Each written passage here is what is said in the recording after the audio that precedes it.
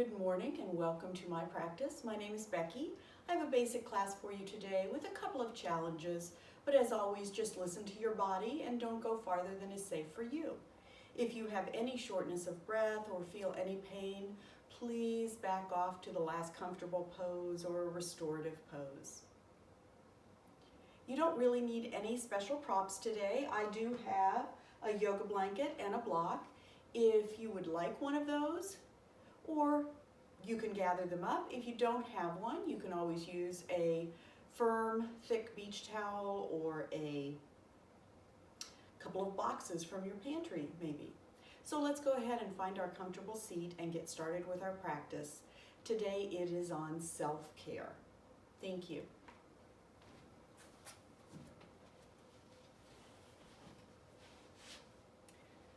So we're in our comfortable seat.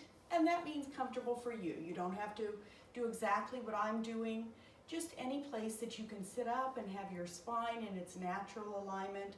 Little bit of curve at the bottom of the back. Little bit of curve at the back of the neck.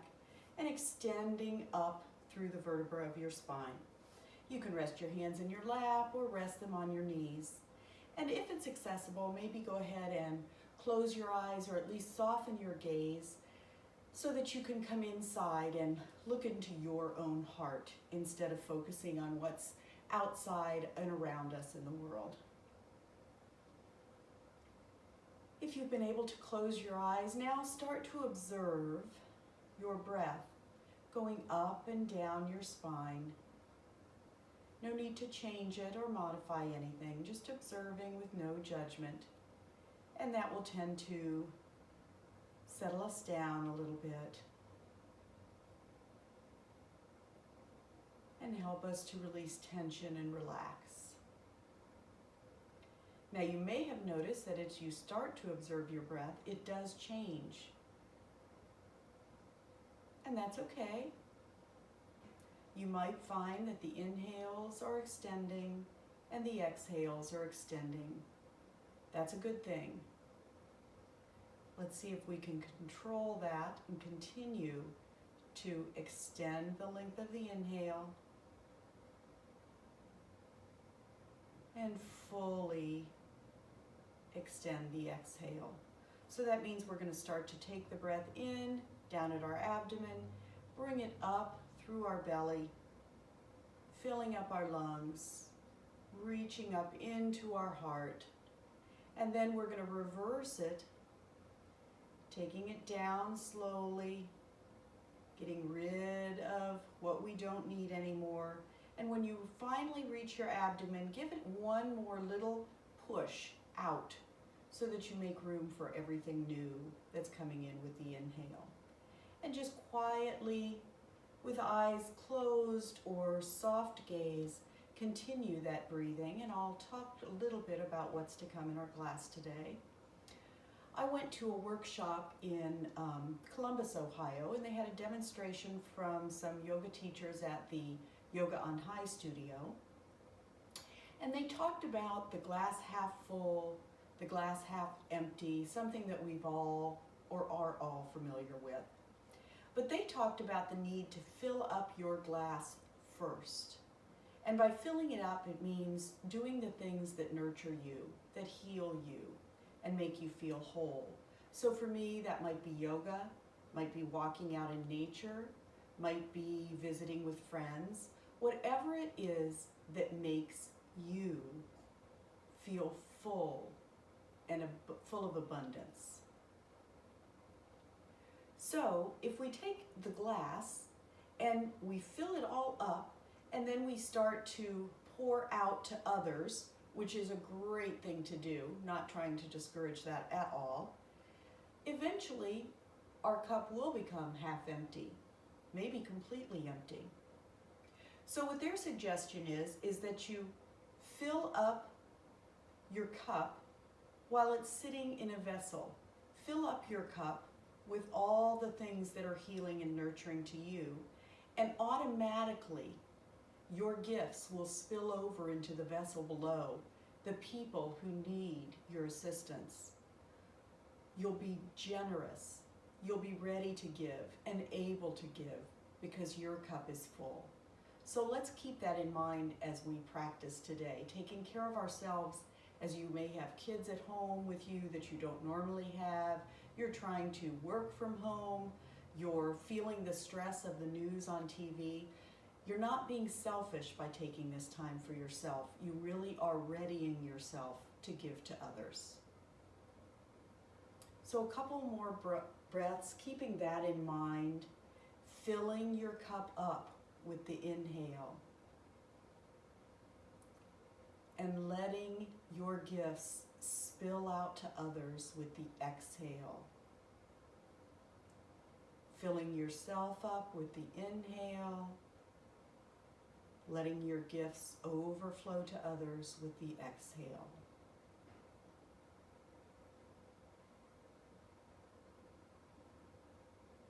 And now, yogis, if we can bring our hands together, palms together, fingers facing each other, and let our thumbs rest on our heart, we will join our voices in one Om.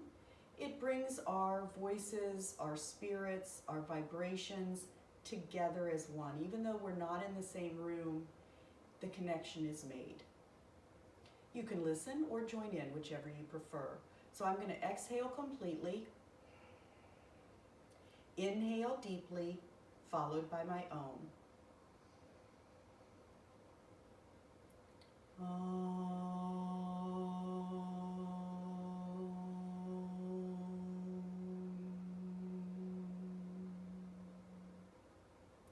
And let's go ahead and get started with our practice.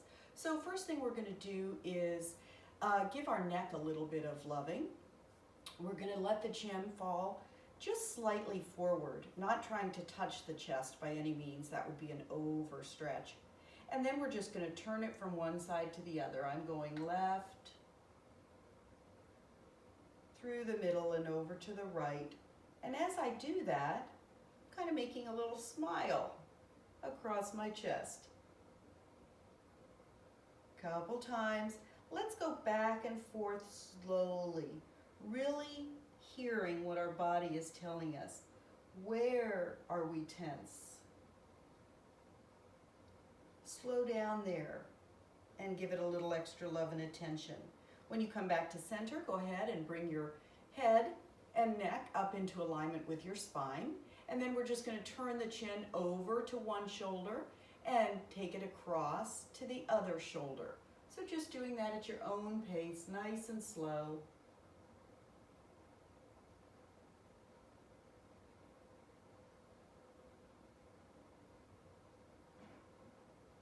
Feels good as we've been on our phones and our iPads and our computers quite a bit over the last couple of weeks. Feels good to give the neck a little bit of attention. And lastly, we're going to take our right arm, we're going to lift it up and place the palm above the left ear. And then we're going to let our right ear fall to our right shoulder and push our head up into the palm. Don't pull the head over towards the right shoulder. That is not really helpful. That might create a little more tension. So we're gently just pushing the head up into the palm of our hand. Release the hand, bring the head up to center, roll the shoulders a couple times here, and then we'll do the other side. So my left hand is going up above my right ear, palm right above the ear. I'm going to let my left ear fall over to my left shoulder. That feels like a really good stretch right down here. Those muscles are waking up as I do that. And I'm pressing my head gently but firmly up into my palm. One more breath here, folks. Release the hand, bring the head back up to center, and now let's give our hands a little help. When we're doing yoga, lots of times in a down dog or a position, we're giving a little bit of wear to the wrists. So we want to counteract that as much as we can. So let's go ahead and just make a fist with both hands and circle the wrists, opening them up Any way that feels good, get a little funky with it. And then we're going to extend our right arm. We're going to take the palm and turn it so that it's facing us. My shoulder is in the socket, my arm is extended, palm of my hand is facing me. And I'm going to take my opposite hand, take the thumb and place it right up at the ball, the base of my thumb on the extended arm. And I'm going to press in to that spot with my thumb and gently bring my fingers back towards my body. Kind of as a reverse of what we usually do in our yoga poses. Should feel nice. And then we'll do the other hand. So I'm going to extend my arm out, bring the shoulder back into the socket, extend the arm, bend the fingers down towards the floor, and take my opposite thumb and press it into the base of that thumb on the extended arm. Bring my fingers back towards my body. Nice. Bring your arms back down. Roll the shoulders just a little bit more. I'm going to go ahead and take my wrap off so that you can see what I'm doing a little bit more with my body. And I will be moving in different positions, trying to get a good camera angle for you, but you can just stay steady on your mat. You don't need to move around like I do. I'm just trying to get you a nice view of what I'm doing. So first thing I'm going to do is come up and I'm going to lay a pad out, and that's because I want to protect my knees. I've been doing yoga a long time, and I want you all to be able to do the same. So cushion your knees, and I'm going to come to a table position, which means that my hands are planted firmly on the ground. All four corners of the palm are touching. My fingers are spread evenly apart. My wrists are parallel to the top of my mat, and my arms are extended. I'm going to tuck my toes under and bring my hips right over my knees. So this is our stable table. And from here, I'm going to do a little cat-cow action. So I'm going to arch my back like a Halloween cat would do. And then I'm going to let my belly fall towards the ground. Arms are still fully extended. My chest is going to come and look forward along with my gaze. And then I'm going to go back and forth. And if possible, it's good to link your movement with your breath. So as I arch up, I maybe inhale. And then as I let my chest fall, and my chest reaches forward, my gaze reaches forward, I might inhale or exhale. Sorry about that. Whichever way you do it, link the movement with the breath. It's hard to do that and talk at the same time. Exhaling, inhaling, exhaling, inhaling. Very nice. Any little movement that would feel good, swinging your hips. I like to call this cleaning out the peanut butter jar, taking your torso and circling it around. Anything that feels good right now. I'm going to untuck my toes, and I'm going to come into a child's pose. So my hips are going to come back towards my heels. If this is not comfortable, don't come up too far. You could stay into a little more of that cat-cow. You could come into a puppy pose, which means you extend your arms forward and just take the hips back, not quite as intense an angle on the knees. So I'm going to come into my child's pose. I'm going to take my hands over to one side, and that's really opening up the side body. So from my right wrist right now all the way back to my right hip, I'm trying to create as much length as possible. I'm going to go through the center just a moment in a neutral position, and then walk over. Now you can see I'm creating a long line between my left wrist and my left hip. This really feels good, stretching those intercostal muscles. Then I'm going to bring my hands back to center. I'm going to take my right hand out to the side, and then I'm going to thread it under my left armpit and see if I can't lay my head down and my shoulder on the ground. A little thread the needle here, variation. And I'm going to come back out. It might feel good on this one to spread our knees a little bit. That's calling to me. I'm going to take my other arm out to the side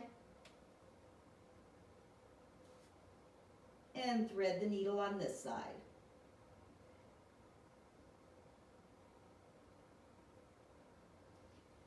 And coming back up to my table pose. Oh, that feels good. All right. Then we're going to do a little bit of a flow here. So I'm going to go from my tabletop back to my child's pose. I'm going to pull my hands back a little bit and engage my belly as I come up. My tailbone at this point is headed down straight to the floor. My belly is engaged. My rib cage is in towards my body, not jutting forward. This can be a little bit of a balance pose, so take it easy on yourself. Then we're going to come back to our table pose, into our child's pose. Engage the core, engage the belly, walk your hands back a little bit if that makes it easier. And then come up into our thunderbolt. And one more time, folks. Table pose, back into your child's pose. Engage that belly. Protect the lower back. And lift on up, keeping the torso, the core solid. Nice. And from here, we're just going to step it forward and come to standing. We'll find a mountain pose, so we're going to just double check that our second toe on each foot, that they're parallel to each other. Our feet are about hip distance apart, and most of us think our hips are much wider than they really are. So when I'm talking about my hips, I'm talking about the hip bones right here. So here is my hip, all right? Not the flesh on the outside, but the actual hip bones. And then my feet go straight down underneath. I'm going to double check that my ankle is right under my knee is under my hip, and my hip is under my shoulder. And from here, we're going to take a little bit of lovin' down there to our feet. So we can either just roll our ankle, this is fine, and go in different directions. Continue with that if you'd like to. If you want a little balance pose added into this, we're going to really send that left foot down for grounding into the floor, lift our right knee, and circle our ankle in this balance pose. That feels nice. I hope you're enjoying your class and that it is indeed filling up your cup. Sometimes I have to remind myself and be grateful for the things that I really do have. We can continue on the other side. During this time of isolation, it would be really easy to concentrate and deplete my cup on the things that I can't do right now or that I don't have right now. But I have my lights on. I have my internet to connect to the folks outside. I have heat. I have plenty of food. I even have enough toilet paper. And that's important. Those are things that a lot of people in the world don't have on a good day. So really reminding myself and being grateful fills up my cup a lot. Okay, I'm going to go ahead and lift that left knee and circle the ankle. And don't forget to go the other way. And from here, we'll do a few mini flows. I'm going to remove the blanket to make sure that my surface is safe here for me to do my practice and nothing will trip me up. We're just going to do a couple mini salutations here. So I'm going to raise my arms up overhead, keeping this torso in line, tailbone to the floor, belly engaged. Bend my knees deeply and come over into a forward fold. If you would like a block here, it's a great way to bring the floor up to your level. Otherwise, you can just put your hands gently on the floor, bending your knees as much as necessary. Bring your palms to your shins. Extend those legs slightly and try to get a nice long line from the crown of your head to the tip of your tailbone. And let's go on back down to the floor and circle sweep the arms up and overhead, hands to heart center. Let's do that again.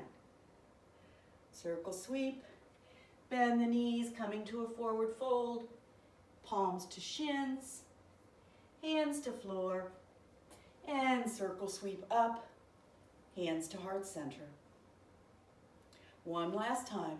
Circle sweep up, bend the knees, coming to a little forward fold, nice and easy. Palms to shins, hands to ground, and circle sweep up and hands to heart center. Now we're going to go ahead and do a couple of flows, sun salutation and some variations. So while I'm doing this, I will maybe be moving back and forth so that you can get a nice view. You're welcome to just stay steady on your mat. All right, I'm going to circle sweep the arms up. Bend those knees, coming into a forward fold. Take your right leg back. Get yourself situated. Plant both hands and bring your left foot back to a plank. Bring the knees down to the floor. We're going to take our elbows straight back, lowering down. Chest gets to the floor before the belly. From here, I like to walk my hands back just an inch or so they're right in line with the top of my ribs. I'm going to reach my chest forward, take my gaze a little forward, coming to a nice baby cobra. All 10 toes on the floor, tailbone towards the heels. Head back down to the floor. Press your hands and your knees firmly in and push yourself back up to that modified plank pose and then into a down dog. In my down dog, I can keep my knees bent as much as I like. Hands are pressing away from my body on the mat. Arms are straight. Ears are between my upper arms. And I'm breathing. Walk that dog a little bit, bending one knee and straightening the other leg. And then we're going to find our way to the front. You can come down to a tabletop and walk your one foot forward and then bring the other foot forward, reaching the arms up overhead. That's one way to come forward. On the next salutation, I'll show you a different variation and you can do whatever works for you. Of course, if you're normally jumping to the top of your mat, feel free, go right ahead. All right, here we go on this one. Circle sweep the arms up, bending forward. This time let's take that left foot back, coming to a nice high lunge pose. My knee is right over my front ankle. My back heel is extending away from me. My hips are square. And I've got a nice long spine. I'm going to plant my hands and bring that foot. It could just walk its way back, or I can lift it and place it. Drop the knees. The goal of this, it's called a plank pose, is to keep your body, head, torso, down to your knees in one straight line. So I'm going to take my elbows back and lower down. Place my hands, toes are on the floor, lifting my chest forward and my gaze. I can push up a little higher if I like to, or staying down low is just fine. Lower your head to the mat. Push into your hands and knees, coming up into our down dog. Wiggle around a little bit. Sometimes it takes a little movement before we can really settle in and become steady. Take a breath there in your steady pose. And then we're going to lift our right leg, bend the knee so the foot is like standing on the ceiling, and then take the knee out to the right, bring it back, and lower the leg. Foot to match the other. We'll do that on the left side. Foot goes away from your body, extending that leg. The leg can be down. I didn't want to hit the TV, sorry. Or it can be up a little higher. Bend the knee, take your foot out to the left, back in, and down. And this time, you can lift your arms, look forward, bend the knees, and just walk to the top of the mat. Coming to our forward fold, knees bent, knees extended, whatever works for you. Circle, sweep the arms up and overhead, and hands to heart center.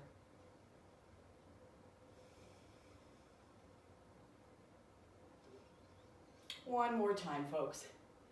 Circle, sweep the arms up, bend the knees coming in to your forward fold. Let's take a minute here and see if you can stretch those knees just a little bit straighter. So the way to do that is to open up our hips a little bit and really hinge right here. We're not trying to round over. We're trying to hinge at the hips. All right? Step either leg back at this point. I'm back to my right. Come back into your plank. And maybe this time you want to keep the knees up. If that seems like a little bit of a stretch, no worries. Put them back down on the mat. And then we're going to lower down, elbows back, feet away from us. And we're going to be careful to not have our belly sway and touch the ground first. Our chest is what we want to reach first. Nice, everybody. Position those hands. This time maybe we'll come up into an up dog if you're comfortable. And then we turn our toes under, coming in to that down dog once again. At this point, let's widen our feet, and we're going to take our left hand a little bit towards center and bring our right hand either above the knee or below the knee for a little bit of a twist and a little different stretch. Bring that right hand back down, bring it a little towards center. Left hand goes either above the knee or below the knee. Both hands placed properly. Bring the feet back in together. Lower back down to the ground. Spread your knees and come into a nice, nurturing child's pose.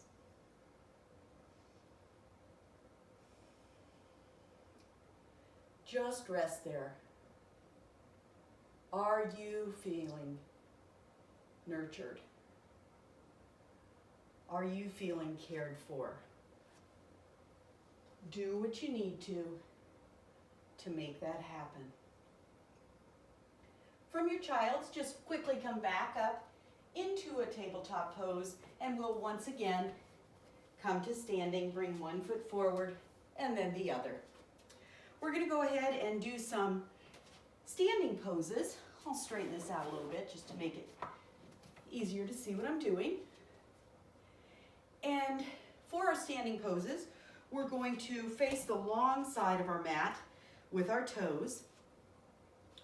Widen the feet. And just get your breath for a minute. It's hard to talk and practice yoga at the same time. All right, we're going to bend our knees deeply, and we're going to come into a wide-legged forward fold. And this is nice. You can just kind of rock back onto your heels a little bit, then using the support of your hands, rock onto your toes, and back and forth a little bit. And a little side to side, whatever would feel good in your body. Listen to it. Listen to your body. What does it need? What is it asking you for? It's going to be different for each and every one of us. From here, bend your knees again. Bring your hands up to your shins, or your thighs, and then come up to standing. We're going to start with Warrior Two. So take your toes, your left toes are going to face away from your hips, And your right foot, your toes are going to face in a little bit, the heel is going to reach away a little bit. And I'm looking to see that the heel of my front foot is lined up with either the heel of my back foot or the arch. It just depends on the flexibility in your hips, what would feel better. So first thing we're going to do is come into a warrior two. I'm going to take my arms up and I'm going to bend my front knee. I do not want the knee to go in front of the ankle, nor do I want it to turn inward. So I'm making sure that my knee is leaning towards the baby toe side of my foot rather than sinking in towards the front. All right? And from here, we're going to come into humble warrior. So what I'd like you to do is just place the palms on your hips and lift your shoulders, take them back a little bit, and then we're going to lower our torso towards our thigh. If you'd like to interlace your fingers here and take your arms up towards the ceiling, you're welcome to do that, but this works just great. Feels really good to me. A little self-massage on my hips there as I'm working. All right, so we're going to really press the feet into the floor, engage our tummy muscles, and lift our torso up. This time we're going to come back into warrior two for just a second, and then we're going to drop our backhand, lift our front arm, exalting the warrior, gaze towards the palm that's facing you. Yep, sometimes your knee extends a little bit towards straight there, so go ahead and bend it a little deeper if you can. Back through warrior two, and bringing our feet parallel and towards the center of our mat, or towards the long front of our mat. Now we're going to bend those knees again, coming into a forward fold. This time I'm going to bring my right hand towards the center, and I'm going to bring my palm up towards my sacrum. I'm looking for as much length between the tip of my tailbone and the crown of my head as I can get. If I'm comfortable with it, I can open up my chest to my left side and then maybe extend my hand, creating one long line between my wrists. Hand back down, coming to center, maybe a little bit of that rocking back and forth here. Left hand to the center, right hand, palm to sacrum. Opening up my chest for a little twist and maybe extending my arm all the way straight. Great.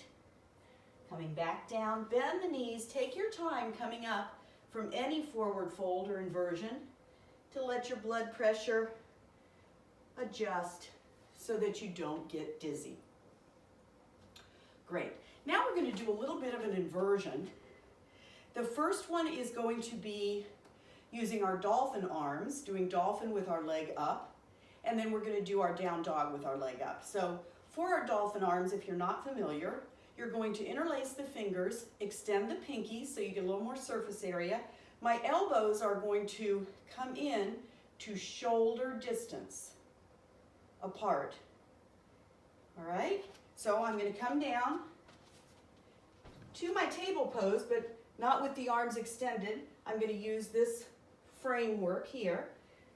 I'm going to put it down on the ground, and then I'm going to lift my hips up as if I was wanting to do a down dog, but it's going to turn into dolphin pose with this arm structure. And then I'll show you what we're going to do from there. Now, if you like, you might be able to walk your toes in just a little bit in this position. Once again, my head is an extension of my spine. I'm going to lift my right foot. I can have it parallel to the floor. I can have it more upright.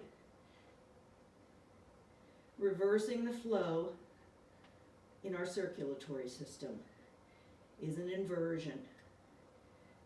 Hands are carrying a lot of the weight. That's an inversion. Bring that foot down, and we're going to lift the left or the other to your level. Hips are squared. This isn't a twist. I'm not trying to open those hips up. Bring that foot down. Let's come down and take a child's pose.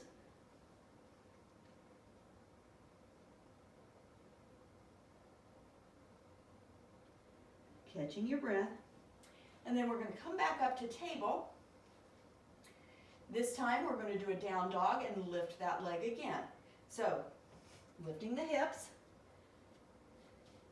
any extension on the knees that you like. We are a little bit warmed up, so maybe you've got a little more give there.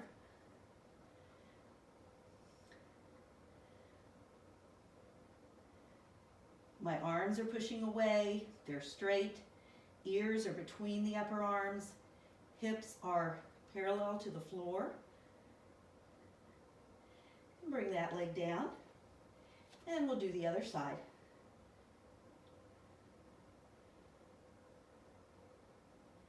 And come on down. Nice work, everybody. Come on back in to your child's pose.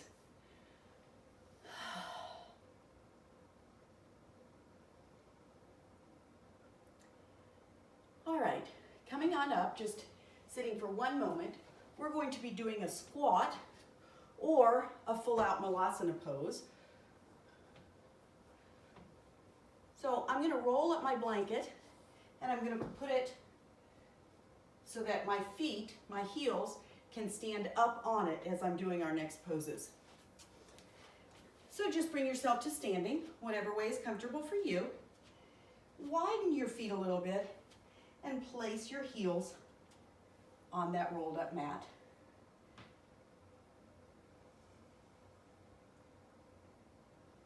All right, now from here, I can turn my toes out a little bit if I'd like. Just make sure that if I do that, the knees are going in the same directions as the toes. So either one is fine. I can come down and just squat, hands to my thighs, like I'm going to do a chair pose. All right, I can take it a little bit lower. Just letting the elbows rest on the shin or the thighs once again. And this is a great pose, really building up the muscles here. All right, so that's perfectly fine. You can go in and out of that squat pose. If you'd like to come in to Malasana, for this I'm turning my toes out a little bit farther. Bring hands to heart center, and we're going to go a little farther. So our knees can go out. My elbows are between my knees, and I'm giving a little outward pressure. My tailbone is going right down towards the earth, planting, grounding me. When we feel grounded, we are able to share our gifts a little better. All right, and from here, we can come up to standing and do that a couple more times. If you're able, don't push yourself though. Take it easy, listen to your body. Now from here, I'm just going to show a little bit of a challenge pose. It's called crow. If you know that, you can start doing it. If you're not familiar with it, just watch, and we're going to do something similar but a little bit less challenging in just a moment. So for crow pose, I'm going to be in my squat position. I'm going to try to bring my heels a little closer together, not very gracefully. I'm going to plant my hands firmly for this inversion. I'm going to bring my knees to the back of my upper arms, and I'm going to tilt forward. Important cue here, look forward. Don't look down. You'll end up doing a somersault. And I'm going to balance on my arms. That's why we did some of that wrist action early on. If you did a crow, let's go ahead and circle those wrists a little bit, because that is a lot of pressure on the wrists. All right, now, for our other option, we're going to get that blanket out of the way, and we're going to lay down on the floor and do a crow on our back. So, this pose came to me from my teacher, Kate Noble, at Shine Yoga in Cincinnati. So we're going to do that same crow position. We're going to bring our knees towards our armpits. We're going to place the inner blade of our foot together, of our feet together, so that the toe and the heel are touching. I'm going to bring my roll back and just place it under my head for a little bit of support. I'm going to take my palms, place them together, push my knees out a little bit, and I'm getting those same actions in this crow pose on my back. This crow is tired of flying. He's taking a little rest. But we can add a little challenge, really engage that core, and I'm going to extend my right leg while keeping everything else in exactly the right position. Really using my core, engaging those muscles, bringing that foot back, and then we're going to do the other side, extending the left leg, core is engaged, back has a little bit of an arch, and bringing it back in. All right. From here, we're going to roll to our side. I'm on my right side. I take that back, I'm on my left side. I'm going to stack my knees and bring them close into my chest. I'm going to extend both arms, not taking them out of the shoulder socket, but just straight and extended. And I'm going to lay palm to palm. Then I'm going to draw the top hand back over my chest and let it lay back on the floor behind me. If that's difficult and it doesn't want to lay all the way onto the floor, just let your elbow rest on the floor and bring your hand back to your shoulder. It's a little harder to talk in the twist. Resting there. Bring your palms back together, and then you're going to push up as you bring your top knee back behind your bottom foot. So we're coming into a stag pose here. Nice little twist. Feels super good. If that's a little much for your back, go ahead and lower on down. And then we're going to come back into that sideline position and roll ourselves over to the other side. So I'm going to talk you through it rather than put my back to you so much, and then I'll join you for the stag pose. So you're going to lay on your opposite side. Knees will be stacked.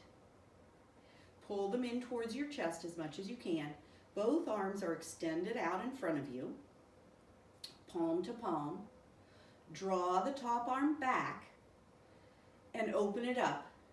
The palm can either rest there at the shoulder, or you can take it all the way open for a full twist. Let shoulders both be on the floor, grounded, if that's possible. I'm going to roll over to catch up to you.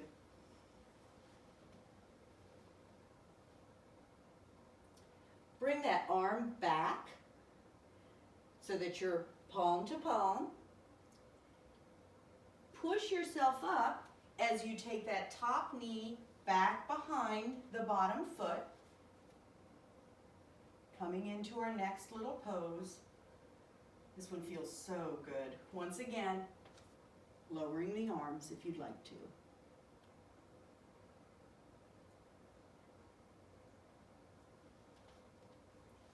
Just twist yourself around, coming to a comfortable seated position. And if you like to sit up on a little bit of cushion, go ahead and do that. I'm going to demonstrate a breathing technique. In yoga, we call breathing techniques or breath control pranayama. And this type of pranayama, alternate nostril breathing, can be very calming, reduce anxiety. So even if all you can do is take a little break with your bedroom door closed, or even rush into the bathroom and have a seat, you can practice this for a few rounds, and it really will help to calm that scattered brain, that mind that just wants to go off and create all kinds of scenarios that are not really helpful. Doesn't do us any good to worry. That just depletes the cup rather than fill it up. So for alternate nostril breathing, and if you'd like more detail on this, there's plenty of videos online about it that will give you a little closer up version that you can see what my hand and my what I'm doing with my nose. So I'm going to take my index finger and my middle finger, and I'm going to turn them down. My thumb and my ring finger are extended. If I can wrap my pinky around the ring finger, or I can just bring it up close. I'm going to just let that rest for a minute on my knee, and I'm going to do a couple rounds of just normal breathing, up and down, steadying us out after that activity.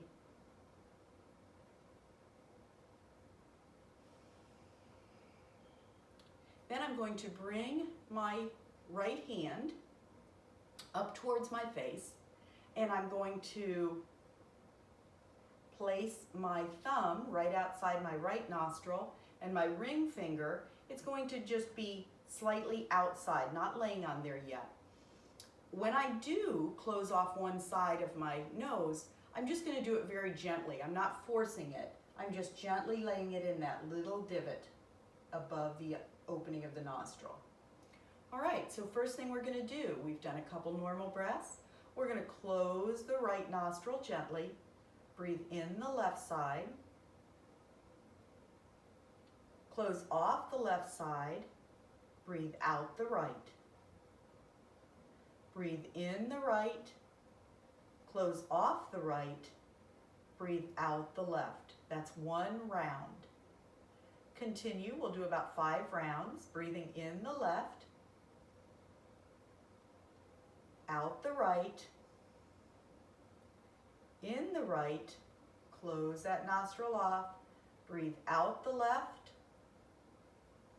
breathe in the left, close off the left, breathe out the right, breathe in the right, close it off, breathe out the left, breathe in the left,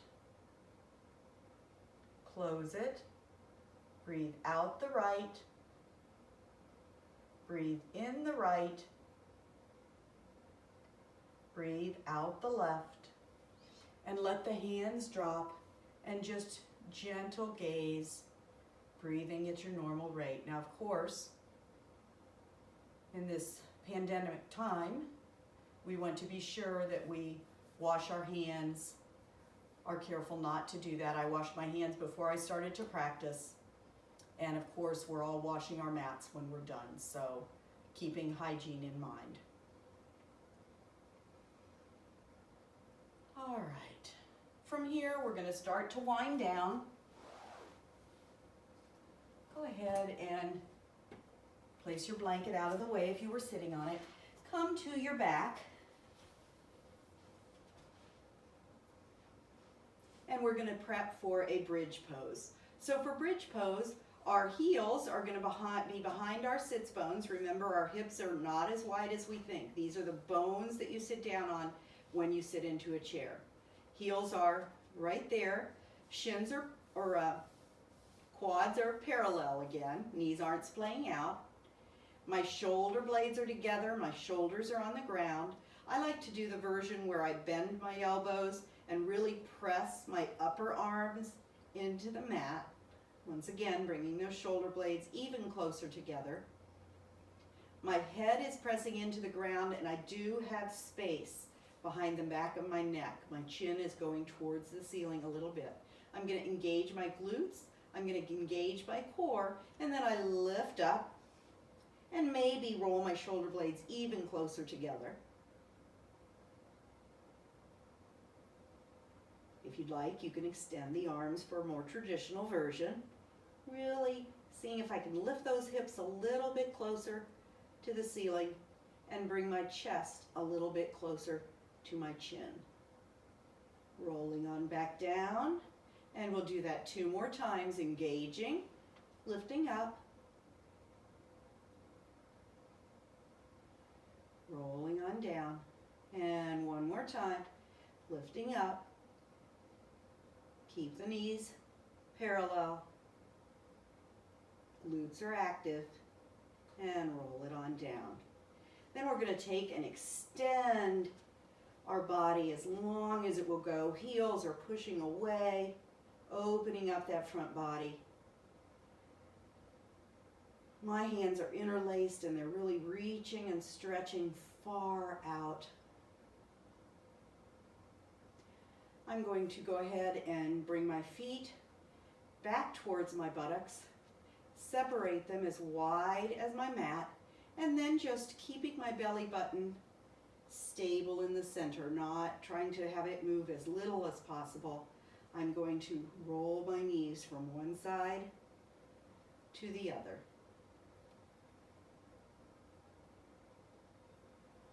Nice. If there's any last pose that you would like to do, feel free to do that. Otherwise, we're going to be coming into Shavasana. I'll sit up for that and let you just lay relaxed on the floor. Shavasana can be a difficult pose for a lot of people because it kind of invites us to relax, and that can be a hard thing for people. So it's something that most of us really, really need to practice. So don't skip it. If you need to shorten your practice at any time, be sure that you do it by doing less poses throughout the practice and leave yourself time for the Shavasana relaxation pose. So go ahead and whatever pose you might have been doing, let's all come into our Shavasana resting pose. On your back, legs extended, arms out to the side slightly, not too far from your hips, palms facing up. Shoulder blades, you can work them together a little bit so your shoulders can really rest onto the ground.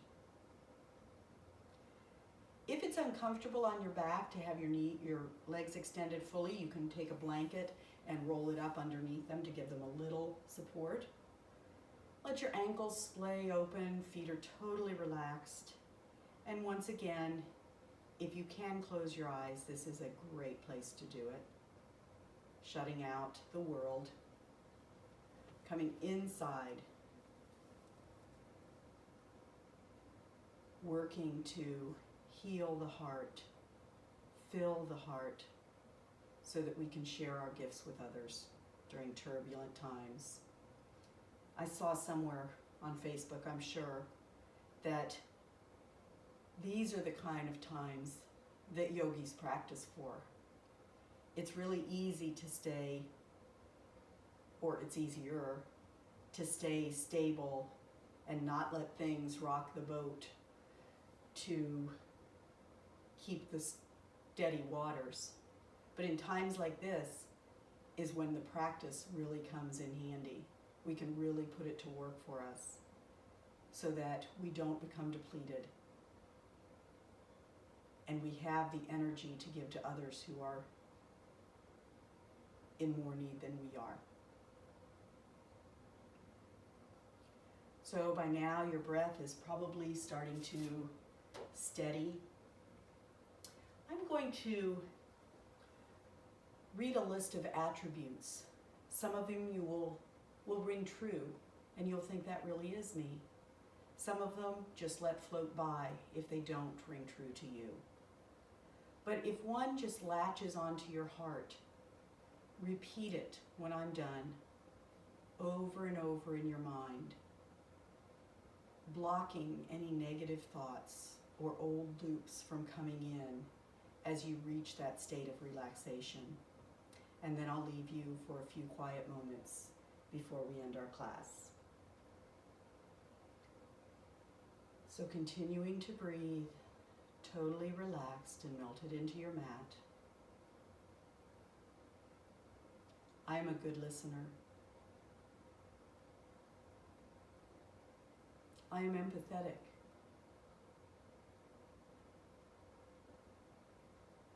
I am honest.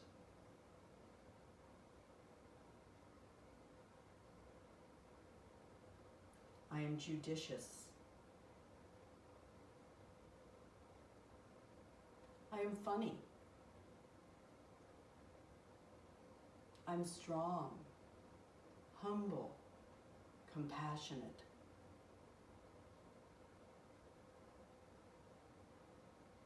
I am authentic, brave, and decisive.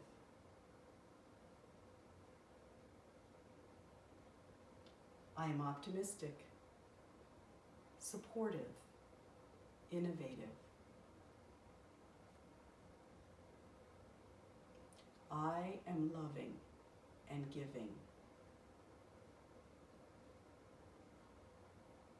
Gently breathing in and out, affirming your strengths,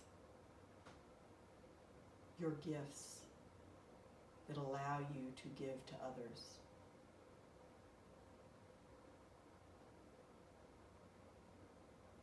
That will get you through tough times. That help you to realize self-care is not selfish.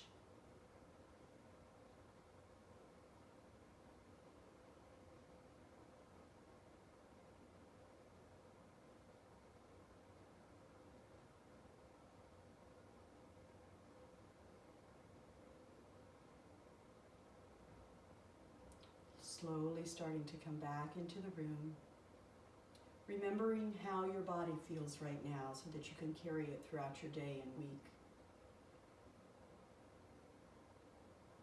Breathing a little bit deeper.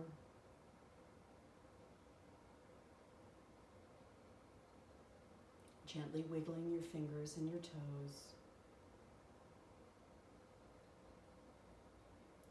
Slowly rolling to one side or the other, coming into a little fetal position.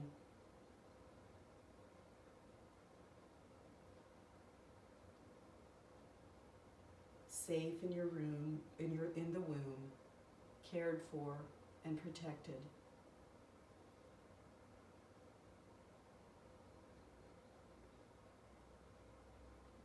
Gently use the strength of your arms to come up to a seated position just for a moment.